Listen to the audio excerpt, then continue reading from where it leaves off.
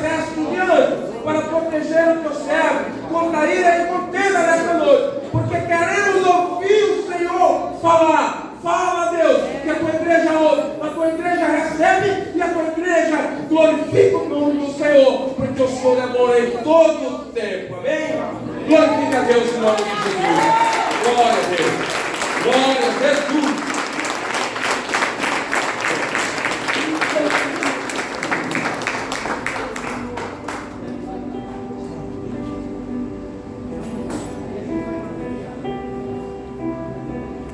Pastor igreja, amém? Amém. Sente-se aí, tome seu assento. E abra comigo a sua Bíblia no livro do Gênesis. Isso não tem como errar, hein?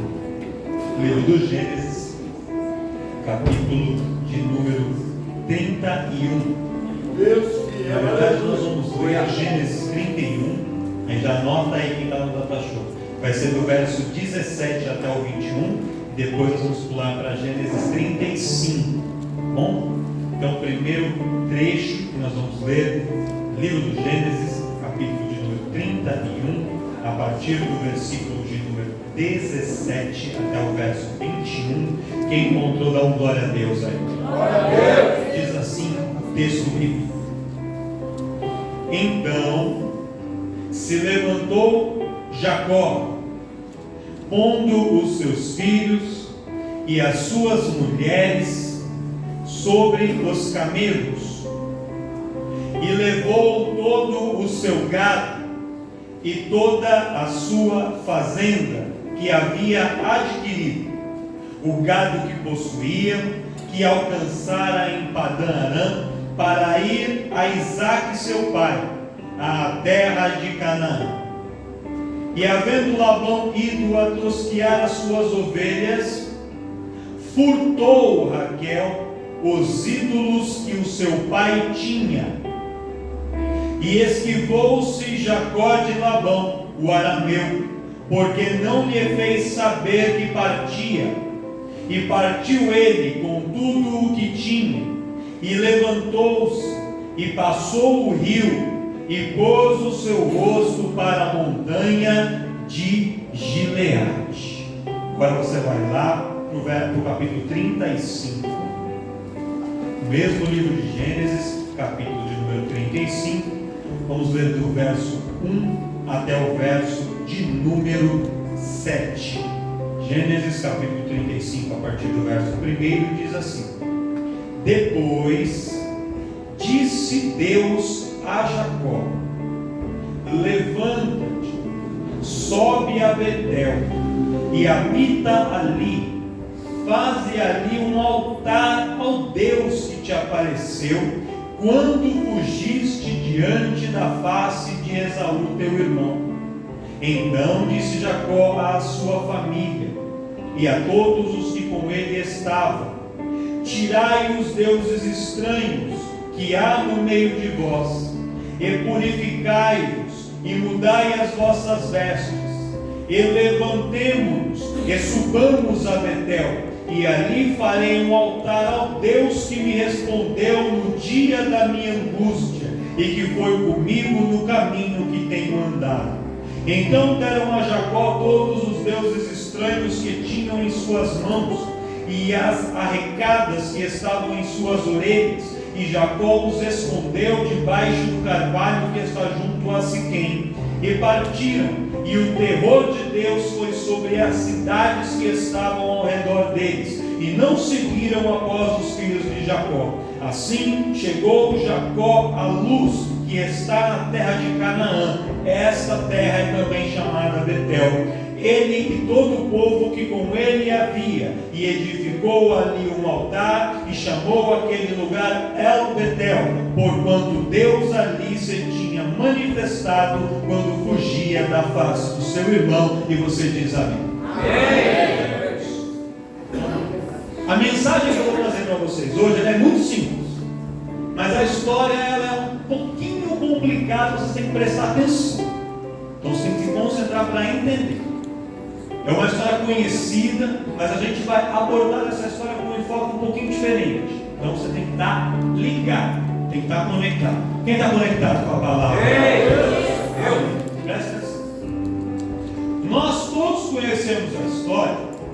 que Isaac, ele dá a luz, ali dá a luz não, porque ele não é mãe, né? Ele é o pai. Isaac gera, junto com a sua esposa Rebeca, 2 filhos: o Jacó e o Esaú, os gêmeos. E que Esaú sai primeiro do ventre da sua mãe, sendo então o primogênito, e que Jacó vem na sequência. E como Jacó, quando sai, ainda bebê, ele agarra-se no tornozelo do seu irmão. Então, quando aqueles 2 meninos nascem, para o primeiro é o nome de Esaú, que significa vermelho, porque ele era ruivo mesmo, salpicado, tinha ali os cabelinhos já vermelhos, e depois quando ele cresce, ele vai ter o corpo todo recoberto de pelos realmente ruivos. Então o nome dele é Esaú, que significa vermelho. E o outro nome, Jacó, existem algumas divergências. Alguns dizem que o nome significa suplantador, enganador. Outros dizem que significa agarrador de tornozelos, que tem o mesmo sentido de alguém que tenta impedir o outro de caminhar, que tenta impedir a caminhada de outra pessoa, retendo, segurando, tentando ali paralisar a caminhada de outra. De qualquer forma, sendo uma tradução ou outra, o nome de Jacó não tinha um sentido positivo. Era um nome que colocava sobre ele, desde o seu nascimento, como um rótulo de algo negativo. Ele, desde que nasceu, já foi taxado de alguém que tinha um caráter, que tinha uma conduta de engano. E ele vai nascendo com este nome, e ele vai crescendo, e as pessoas sempre chamando ele: você é Jacó, você é enganador, olha, você quem impediu os outros de caminhar, você é um suplantador. E colaram esse rótulo nele, e ele se apropria daquilo, e ele começa a ter atitudes na sua vida que vão de encontro, vão ao encontro deste nome que deram para ele. Talvez, irmão, se o nome de Jacó fosse diferente e tivessem dito para ele desde que ele nasceu que ele teria um futuro diferente, a caminhada dele poderia ter ido em outro sentido. Só que tantas pessoas falaram para ele que ele era uma coisa, que ele era enganador, que ele era suplantador, que ele vai acreditando. E quando eu vejo isso, irmãos, eu vejo que muitas pessoas que estão no nosso meio, talvez ao longo da sua infância, da sua juventude, e talvez até os dias de hoje, tem pessoas ao seu redor que dizem coisas negativas sobre você. Dizem que você não vai dar em nada, dizem que você vai ser um fracassado, uma fracassada, que a sua família não vai dar certo, que você não vai conseguir nunca um bom emprego, que você não vai ter nunca um bom casamento, que dentro da igreja você vai entrar, vai sair, não vai ser ninguém, e colam rótulos em você. E às vezes a gente acredita nesses rótulos que as pessoas colam em nós, a gente acredita nas palavras que os outros dizem sobre nós. A mãe olha para o filho e fala: você é burro, você nunca vai ser ninguém na escola, você nunca vai conseguir um bom emprego, a sua família vai ser um fracasso, e as pessoas vão acreditando naquilo, e Jacó foi acreditando, e as atitudes dele começam a reproduzir aquele comportamento. E eu quero dizer para você uma coisa: eu não sei quais foram os rótulos, as palavras, as sentenças que lançaram sobre você, mas o Deus que muda a história, ele estava com Jacó, e ele está aqui no dia de hoje, e ele quer mudar uma história, um passado trágico, uma história que muitas vezes é uma sentença de derrota. As sentenças de derrota nessa noite, elas são quebradas, aniquiladas, jogadas por terra, porque Deus escreveu para você um novo nome, e esse nome é vitorioso, é vitoriosa, é abençoado, é próspero, é feliz, é pleno, porque esta é a sentença de Deus para a tua vida. Está na hora da gente deixar de ouvir o que os outros dizem a nosso respeito, até mesmo pessoas da família, porque às vezes as pessoas lançam sentenças pesadas sobre nós, mas é um Deus que está conosco em todo o tempo e que tem um plano de bênção para as nossas vidas. Você acredita nisso?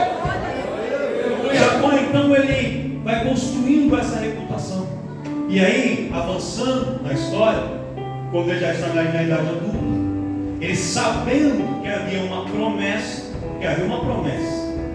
de que um irmão mais velho serviria o mais jovem, e que o mais jovem é que seria o destaque da família.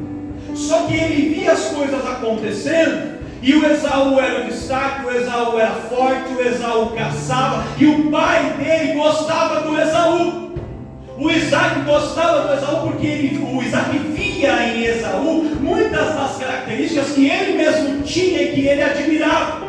Então o Jacó vai se sentindo acuado, e ele vai dizendo assim: se depender do meu pai, eu nunca vou ser nada mesmo. Pode ser que tenha uma promessa que alguém falou lá atrás, que eu vou herdar, que eu vou ministrar destacar, mas o meu pai gosta do meu irmão. E o meu pai, se depender dele, vai abençoar o meu irmão, e eu vou ficar para trás. E ali Jacó não entende, irmãos, que a minha bênção é a sua bênção, que o cumprimento da promessa não depende da vontade de um homem ou da vontade de uma mulher. Quando Deus determina, Ele move as águas, Ele move o céu, Ele manda terremoto, Ele fecha a boca de leão, Ele derruba gigante, Ele declara através de fornalha. Quando Deus determina a vitória, Ele faz acontecer aquilo que Ele determinou que ia acontecer. Mas nós nos apegamos a homens, nós nos apegamos a mulheres. Ai, porque o pastor não me vê, ai, porque a minha mãe é isso, ai, porque meu chefe é aquilo. Para de se apegar a comportamento desse homem e confia no Deus Todo-Poderoso. E porque Ele que te prometeu, Ele é quem vai se responsabilizar. Só que aí Jacó não conseguiu confiar. Mas sabe o que ele fez? Ele foi dar uma ajudinha para Deus. Olha para o seu irmão, cutuca ele e fala assim: você não precisa ajudar Deus. Deus não precisa da sua ajuda. Dizem que Deus é brasileiro, mas se Ele for, Ele não dá jeitinho brasileiro danado. Deus não faz isso. Jacó tenta ajudar Deus. Como? Ele e a sua mãe organizam para enganar o seu pai, se faz passar por Esaú, coloca uma pele de animal por cima para fazer de conta que ele era peludo, prepara-lhe um guisado para um animal como Esaú costumava preparar, e o seu pai já estava ali cego, já com a vista bem deficiente. Então ele chega ali e fala: pai, eu sou Esaú, engrossa a voz para fazer de conta que era Esaú, engana o pai, dá o guisado para o pai abençoa e fala: agora você é o primogênito, tudo aqui é seu. E o pai, com palavras, abençoa a vida dele. Só que quando ele recebe as bênçãos vindas do pai, através daquela palavra, ao mesmo tempo que a bênção vem, a ira do seu irmão que havia sido passado para trás se levanta também. E aí o irmão fala assim: ah é? Então espera só, quando o pai fechar os olhos, descer a sepultura, aí eu e você, aí vamos ver quem é que vai herdar isso aqui, porque eu vou acabar com a tua raça. Eu vou destruir você. E ameaça ele, aí ele fica com medo das ameaças do irmão. Aí o que ele faz? Ele foge. Ele podia ter tentado resolver conversando, ele podia ter pedido perdão, tentado consertar as coisas, mas ele não fez isso. Ele escolhe fugir. Quando ele foge, ele se propõe a ir para Padã, na casa do seu tio Labão. E ele está indo para Padã. Só que no meio do caminho, Deus para Jacó. Porque antes de chegar em tudo que ele iria viver em Padã, Deus precisava ter um encontro com Jacó. E aí ele vai numa cidade que chamava-se Luz, o nome da cidade. E aí quando ele vai dormir, não tinha nada, tinha fugido às pressas. Ele pega uma pedra, faz de travesseiro, se deita. E ali no seu sono ele vê uma escada que ia, a base dela na terra, e o seu topo tocava aos céus. E ele via anjos que subiam e anjos que desciam por essa escada. Anjos que subiam e anjos que desciam aquela escada. E ele entende que por mais que ele se sentisse sozinho, ele entende que por mais que ele tivesse errado, que ele tivesse falhado, Deus ainda estava escrevendo a sua história. Ele tinha caído, mas Deus estava escrevendo. Ele tinha falhado, mas Deus estava escrevendo. Ele tinha errado, mas Deus continuava escrevendo, porque Deus não havia abandonado a vida de Jacó, e a promessa que estava sobre a vida dele continuava de pé. As nossas falhas, irmãos, os nossos erros não invalidam o amor de Deus para nós, e nem faz com que a promessa deixe de existir. Muitas vezes elas retardam o processo, elas atrasam o processo, mas Deus ainda tenta nos encontrar e nos mostrar que aquilo que Ele falou continua de pé, e que Ele quer reavivar, Ele quer retomar a caminhada para cumprir na nossa vida o que Ele nos prometeu. Jacó então chega da presença de Deus e fala: Senhor, se o Senhor for comigo na viagem que faço, e o Senhor me guardar nesse caminho, e eu em paz for, e voltar para a casa do meu pai em paz, de tudo que eu tiver, eu vou te dar o dízimo, você vai ser o meu Deus, e você é o seu servo, e tudo bem. E ele vai para Padã. Quando ele chega em Padã Arã, o que acontece? O Labão, que é o seu tio que estava lá, o Labão era um cara muito esperto. Labão era um cara muito ligeiro. E se Jacó achava que ele era esperto, tinha enganado o pai, que tinha enganado o irmão, Labão era muito mais esperto. Porque esse é o problema do esperto, ele sempre encontra alguém mais esperto que ele no caminho. O pessoal acha que ele é esperto, encontra alguém mais esperto que ele. E o Labão estava lá. Aí o Jacó se apaixona por uma das filhas de Labão, a Raquel. E quando ele se apaixona por ela, ele fala: quero casar com ela. O Labão fala: perfeito, tem que pagar o dote. Mas eu não tenho dinheiro, então você vai pagar com trabalho. 7 anos trabalhando para poder ter o direito de casar com a mulher. 7 anos trabalhando só para se casar com a mulher porque ele se apaixonou. Aí todos nós temos a história. Trabalhando 7 anos, chega o dia do casamento. Quando vai na hora do casamento, todo mundo vai no banquete. A mulher chega toda coberta com os véus. E ali ele se casa com ela, vai lá para a tenda para consumar o casamento de noite, não tinha luz elétrica, não tinha nada. Aí ele consuma o casamento. No dia seguinte, quando ele olha, ao invés de da Raquel que ele amava, quem que era? Era a irmã, a Leia. Aí ele vai com ela para Labão e fala: Labão, você me enganou. Você mentiu para mim. Falou: não, aqui a tradição da nossa terra, o costume, é que primeiro tem que casar a mais velha. Porque se eu casar a mais nova primeiro, a mais velha vai ficar aí para titi. Então não dá. Eu tenho que casar ela primeiro, depois a outra. Mas se você quiser a outra, se você quiser a Raquel ainda, você pode casar com ela. Trabalha mais 7 anos para ir. Meu Deus! E aí eu te dou. Ele falou: então perfeito, combinado. Só que agora vai pagamento adiantado.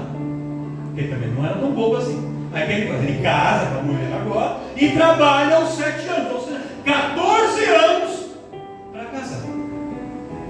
Tem homem que nem depois que casa, ele trabalha 14 anos. Ele trabalha 14 anos para casar. Vamos sério. Aí ele passou com ela, passa 14 anos trabalhando.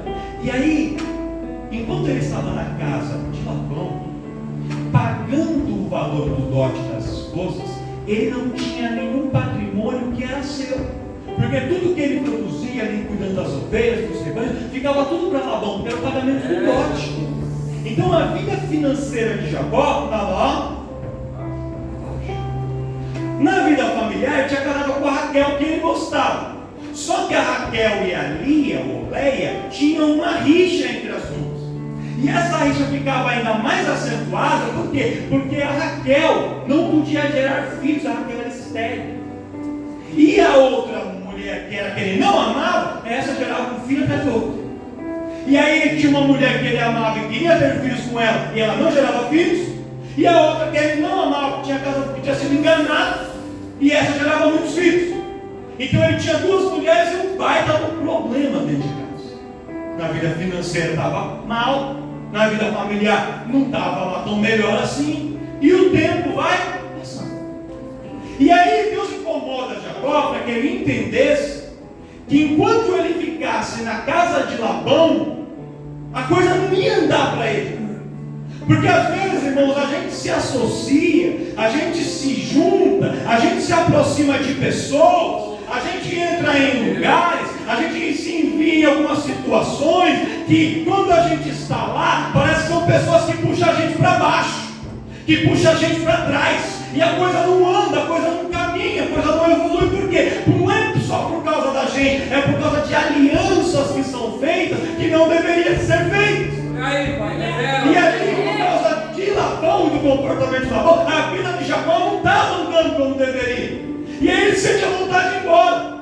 E ele fala assim: Labão, eu vou embora. Aí quando ele fala que vai embora, Labão começa a fazer uma drama, um vitimismo. Não, vai embora, fica aqui, a partir de agora então eu vou começar a dividir o rebanho com você, e tudo que você trabalhar, uma parte vai ser sua. Olha, as ovelhas listradas, as ovelhas malhadas são suas, as outras ovelhas são minhas, e vai dar tudo certo, porque as minhas filhas estão aqui, você é meu gênio. E foi pegando a parte emocional de Jacó. E aí o Jacó segue, e ele fica com Labão mais 7 anos. Já estamos falando de 21 anos aí. Só que passados esses 21 anos, Jacó, ao longo desse último período, ele ganha um rebanho grande. Por quê? Porque Deus começa a prosperar Jacó. Deus começa a abençoar ele. Então quando as ovelhas iam procriar, no momento de cruzar as ovelhas para gerar os filhotinhos, as ovelhinhas, ele sabia que as ovelhas malhadas, as ovelhas listradas eram dele. Ele pegava uma varinha e ele riscava aquela varinha, tirava ali uma da casca da árvore, e aquela varinha ficava toda listrada. E ele colocava a varinha na frente da ovelha, e a ovelha via aquela varinha listrada, e quando gerava a cria nascia listrada também. E a maneira sobrenatural começa a nascer muito mais ovelhas listradas do que as ovelhas que não eram listradas. E aquela parte era o rebanho de Jacó. Então o rebanho de Jacó começa a crescer mais do que o rebanho de Labão. E Jacó vai prosperando. Labão tentou de tudo para enganar Jacó, para roubar Jacó. E por um tempo até deu certo. Mas chega uma hora que Deus fala assim: chega, começa um tempo de virada, começa um tempo das coisas começarem a mudar. E Deus manda dizer para pessoas aqui, irmão, que nem sempre tudo acontece num clique. Às vezes são processos. Por muito tempo que você passa sendo humilhado, apanhando, sofrendo, tudo por baixo. Passa 8 meses indo lá bater na porta do hospital e não acontece nada. Mas chega um dia que Deus fala: chega, está na hora de virar, está na hora da coisa começar a acontecer, está na hora da bênção começar a chegar, está na hora do seu rebanho começar a aumentar. E Deus vai dizer que entre pessoas aqui que está chegando o momento do relógio de Deus, Ele fazer uma virada na sua vida. Você que veio aqui hoje e que está falando assim: Senhor, parece que acontece com Labão, parece que acontece com João, acontece com Pedro, com Maria, mas para mim não. Hoje é tempo de Deus começar um processo de virada na sua vida. Ele quer recomeçar, Ele quer prosperar, Ele quer te abençoar, Ele quer fazer as coisas começarem a acontecer sobre a sua vida. Só você que crê, levanta a mão, põe a mão direita aí para o lado, e já glorifica e agradece a Deus, Deus da virada, o Deus que renova, o Deus que cura, o Deus que restitui, o Deus que abre porta, o Deus que prospera, o Deus que faz milagres. Aleluia! Glória a Deus! Eu creio, Senhor, na tua palavra, Pai. E aí, Deus incomoda Jacó depois desses últimos períodos de 7 anos para ir embora. E aí ele vai falar com Labão, só que ele sabe que se ele falasse com Labão não ia deixar ele embora. Labão ia de novo apelar, chorar, fazer drama, e ele não ia ir. Ele falou assim: a decisão já está tomada. Chegou a hora de eu ir embora, e eu vou embora. Aí o que ele faz? Ele espera Labão ir para o campo para cuidar das ovelhas dele, Labão. E a distância que as ovelhas ficavam era quase 3 dias de caminhada. Era uma distância longa. Então Labão sai, está 3 dias longe. Jacó então organiza as suas coisas, pega todos os seus rebanhos do caminho, pega os seus servos, pega as suas mulheres, pega os seus filhos, tudo que era dele, organiza tudo, ajuda tudo, vamos embora. E aí ele começa uma caminhada para ir embora. Só que enquanto está nesses preparativos, Jacó pegando tudo que era dele, Jacó, tudo que pertencia a ele, a esposa dele, Raquel, ela vai na tenda do pai, que estava fora, e ela rouba, ela furta, ela pega os ídolos familiares, as estatuetas dos tefilins, que eram os deuses da família de Labão. Ela pega aquelas estatuetas, aqueles ídolos, aqueles deuses, e esconde.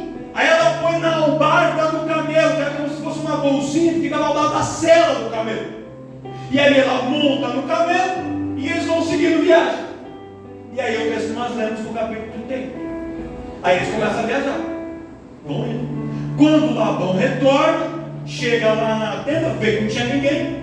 Jacó tinha ido embora, as filhas tinham ido embora, um monte de animal tudo tinha sumido. E aí ele entra na sua tenda e ele vê que tinha sumido o quê? Os seus ídolos. Os seus ídolos. Aí Labão fica maluco. E aí ele sai em perseguição a Jacó e ao grupo que estava com Jacó. Como o grupo era muito grande, tinha criança junto, tinha animais, o grupo se deslocava devagar. E Labão ali com o camelo, ou um cavalo, um jumento, não sei que bicho, ele foi bem mais rápido. Então rapidamente ele encontra, ele alcança.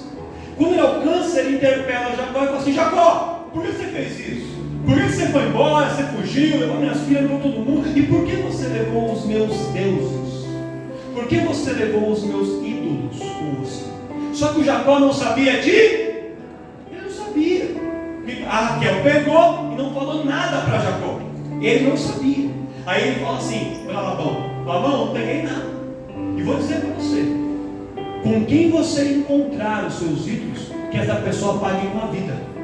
Meu Deus. Que essa pessoa morra por ter roubado algo que pertencia a você. Porque tudo que eu levei da sua casa era tudo que era só Deus. Aí ele, Labão, faz um acordo. Labão começa a revistar as tendas de Jacó, as malas de Jacó, começa a revistar tudo e não encontra. Aí quando ele chega perto do camelo que está ali assentada a Raquel e as estatuetas que estavam lá, ela estava sentada no camelo e fala assim: ai pai, você me perdoa, mas eu não posso descer da montanha, porque eu estou após o meu período menstrual, estou no costume das mulheres, eu não posso descer, então infelizmente não tem como. Aí o Labão dá uma olhada, não encontra nada e vai embora. A história segue. Lá na frente, quem conhece a história bíblica sabe que Jacó vai ter um encontro com seu irmão Esaú, que eles haviam brigado lá atrás, interrompido. Deus prepara um encontro de Esaú com Jacó de novo no Val do Jaboque. Eles se reconectam novamente, há ali uma troca de perdão, eles voltam ali novamente a se comportarem não como inimigos mais, mas como familiares. Aí os exércitos de Esaú ficam para lá, os exércitos de Jacó ficam para cá. Jacó atravessa o Val do Jaboque, o ponto de travessia do rio, tem um novo encontro com Deus. Deus marca Jacó no seu caminhar, e ali a história de Jacó tinha tudo para começar a andar, tinha tudo para começar a Deus prosperar e abençoar, mas ao contrário do que tudo parecia que ia dar certo, a vida de Jacó continua não caminhando e não prosperando. E Jacó não entendia o porquê. Jacó não conseguia entender o porquê. E passam-se alguns dias, talvez alguns meses, o Senhor Bíblia não nos dá um tempo. Aí a história nos conta que em certo momento, Jacó, olhando algumas coisas ali da tenda, ele encontra as estatuetas dos ídolos que pertenciam a Labão, e que a Raquel tinha roubado, e a Raquel tinha trazido e mantinha escondido. Quando ele vê aquelas estatuetas, ele fala assim: Raquel, o que é isso? O que você está fazendo? Aí ela falou assim: eu fiz isso, eu peguei. E ali Jacó se enfurece, Jacó fica furioso com ela. E aí é o texto que nós lemos no capítulo 35, que ele chama a sua família e todos que estavam com ele e falam assim: Deus tem um encontro comigo, Deus me mandou subir até Betel, no mesmo lugar onde eu encontrei ele lá atrás, ele marcou um encontro comigo de novo, só que eu não posso subir a Betel de qualquer maneira. E quando eu encontrei Jeová na primeira vez, eu estava sozinho, eu não tinha mais a minha mãe, não tinha o meu pai, estava distante, o meu irmão estava brigado comigo, eu não tinha esposa, eu não tinha filhos, eu não tinha ninguém, eu estava sozinho, encontrei com Deus sozinho. Hoje não é mais assim, hoje eu tenho uma família, então quando eu vou ter um encontro com Deus, não basta só eu ir, a minha família tem que estar em comunhão, em unidade comigo. Então, se tem alguém aqui que tem estátuas de Deus, que tem qualquer coisa de Deus estranho, traz tudo aqui, porque a gente vai se livrar disso. Vamos limpar o arraial, vamos edificar o altar para que eu possa subir a Betel e ali ter um novo encontro com Deus. E aí todo mundo traz as estátuas, Jacó enterra no carvalho de Siquém, que está de perto, e aí depois ele sobe para Betel e de fato Deus se manifesta para ele e ter um encontro com Deus. Essa é a história. Aí você fala: pastor, essa história eu já conhecia na maior parte, mas o que Deus quer trazer de revelação para nós? Tem um ponto aqui que é muito interessante. Fala, Deus. E eu me perguntei por muito tempo o porquê, qual foi o motivo, qual foi a razão que levou a Raquel a roubar os ídolos do seu pai e carregar isso com ela. Porque a gente não vê em nenhum momento a Raquel adorando a esses deuses, a Raquel fazendo petições a esses deuses, a Raquel pedindo para os deuses curarem a sua coisa, nada. A gente não vê a Raquel tendo nenhuma atitude de fé para com esses deuses. Então por que é que ela pegou? Por que é que ela roubou? E aí quando você estuda na profundidade da história, você encontra duas possíveis explicações. A primeira, pela tradição judaica. Os judeus, como tem a Raquel por uma das suas matriarcas, uma das mulheres mais importantes da história, eles, não vou dizer que eles estão passando um pano, mas eles estão vendo pelo lado positivo da história. E eles falam assim que a Raquel rouba os ídolos porque ela não queria ir embora e deixar o seu pai continuar fundado na idolatria, adorando outros deuses, porque isso seria perdição para ele. Essa explicação que eles têm. Então ela rouba para que o seu pai não tivesse mais ídolos para adorar. Mas essa não é a explicação mais assim. A explicação que faz mais sentido é o que a história nos conta. Foram feitas algumas escavações naquela região de Batanã, onde a família morava, e foram encontrados registros de documentos e tabuletas antigas que as famílias eram totalmente ligadas, conectadas com o espaço onde eles moravam, com as terras deles. Então, uma família era conhecida, quem que é? É o João, lá da Vila Patente. Quem que é? É o pastor Inácio, que mora...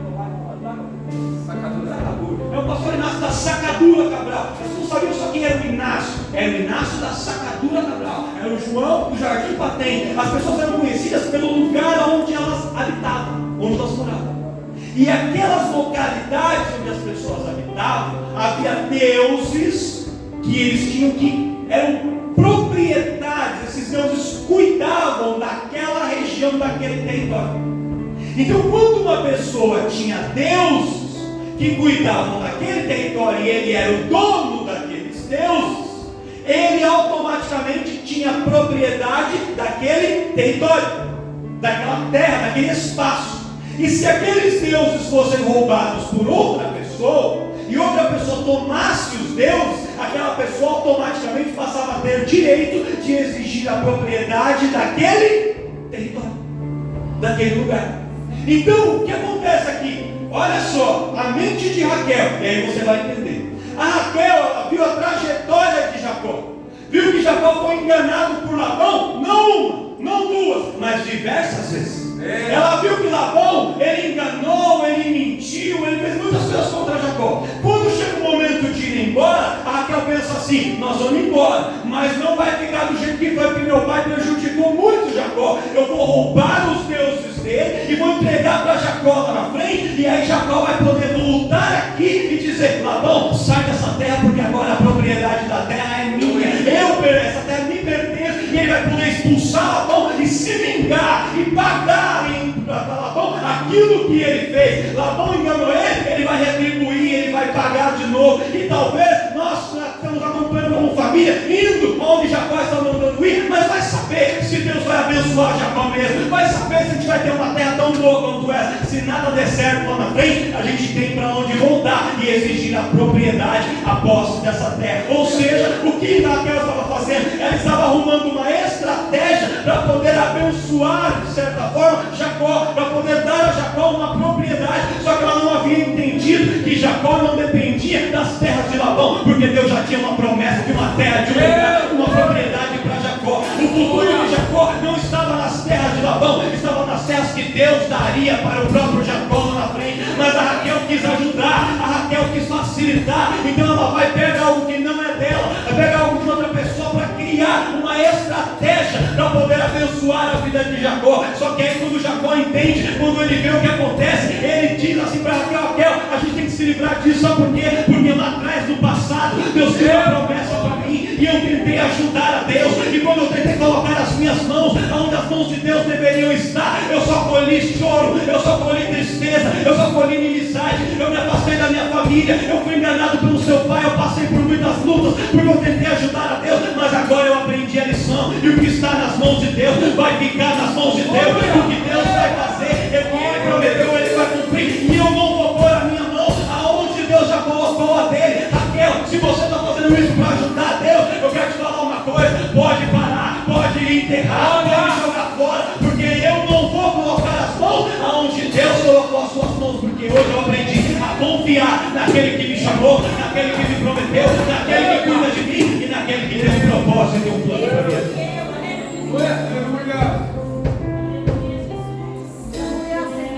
Entenda isso, irmãos.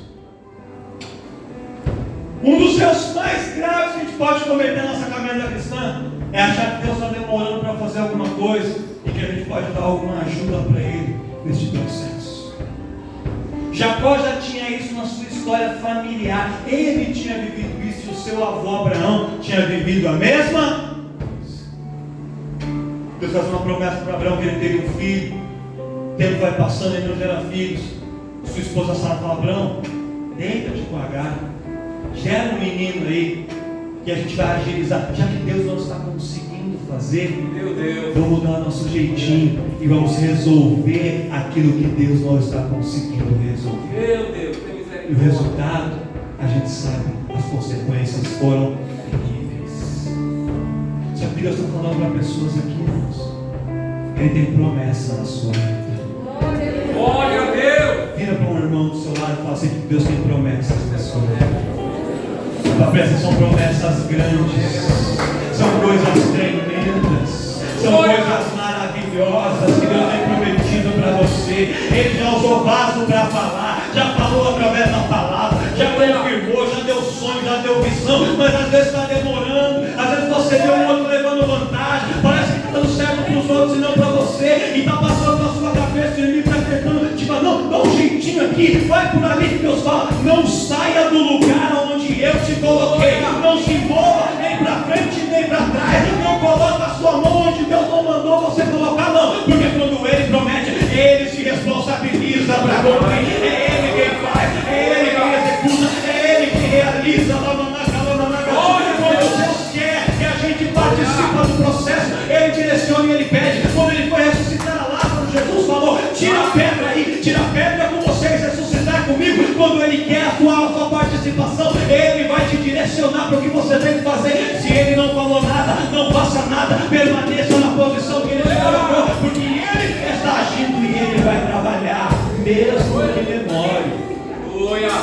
Quando o povo estava no deserto caminhando, Deus mandava a nuvem, e a nuvem se movia. Enquanto a nuvem se movia, o povo andava embaixo da sombra da nuvem. Quando a nuvem parava, o povo, e às vezes ela ficava parada por dias, às vezes por semanas, às vezes até por meses parada. Enquanto a nuvem de Deus para, você tem que, olha para o seu irmão e fala assim: fica paradinho de Deus te colocou. Maravilha. Aleluia. Ah, mas eu não aguento mais essa empresa, mas eu não aguento mais essa escola. Não, se Deus te colocou e não te falou para sair, fica paradinho onde Deus te colocou, porque nesse lugar, no meio dessa situação, Ele vai trabalhar, Ele vai agir, Ele vai mudar a história.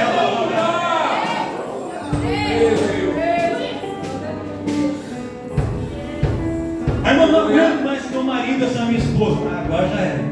Esse aí não tem mais jeito. Meu Deus. Não, pastor, mas é que eu tô que nem Jacó.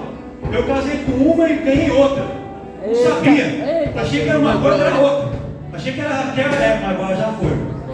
Não pode. Agora segura. Oh, glória a Deus. Segura firme. Jesus. Vai ficar com o joelho cheio de calo de orar, mas segura. Queria casar, Espírito Santo da verdade. Fala nessa terra, Senhor. Às vezes, irmãos, a gente quer tomar atitudes para agilizar alguns processos, mas Deus está falando para a gente aguardar o mover dele. Aleluia. É o mover dele. É o mover dele. Aleluia, aleluia. Sabe que eu Oh, sou canta, nem fazer a parte do meu esposo, mas só para você entender, é um alerta que Deus dá, porque hoje é culto de família. Quem que Deus quer salvar as famílias? glória a Deus. Quando Raquel vê ali Labão adorando outros deuses, vão roubar os deuses de Labão para ele parar de adorar. Irmãos, não adianta nada. Se Labão quisesse adorar outros deuses, ele ia fazer outros. Ele ia mandar derreter outro, fazer outro, não importa. Ele ia comprar outros, porque não é pela força, não é pela violência, não é obrigado, não é batendo, não é gritando, não é fazendo nada disso. Quando Deus tem que fazer uma obra no meio da tua família, irmão, você vai pelo seu exemplo, pela sua conduta, pela sua atitude, pela sua oração, pelo seu jejum, pela sua persistência, mas não é com violência, não é com força, não são com castigos físicos, não é nada disso. Tem pessoas dizendo: ah, é, você não quer vir para cá, eu vou roubar o celular, ah, eu vou tirar isso de você, eu vou tirar o carro, eu vou tirar vir, vai vir só com o corpo presente aqui, mas não vai estar aqui. Sabe o que tem que fazer? Deixa ele lá com aquilo que ele pensa que é o ídolo dele, seja a balada, seja o celular, seja os amigos, seja a namorada, e vai apresentando a Deus em oração, vai seguindo o teu caminho, vai subir no altar em Betel, vai falando: Deus, eu estou subindo em Betel, mas apresento a minha família ao Senhor. Eu creio, Senhor, que eu estou em Betel sozinho, mas em breve a minha família vai subir comigo, que essa situação vai ficar para trás e eu vou virar esse cativeiro. Não é por força, não é pela sua ação, mas é o Senhor quem vai agir, quem vai trabalhar, e vai ter conversão na tua família, vai ter restauração da tua família, vai ter mudança de cativeiro no meio da tua casa. Quem acredita nisso, glória a Deus aí. Aleluia.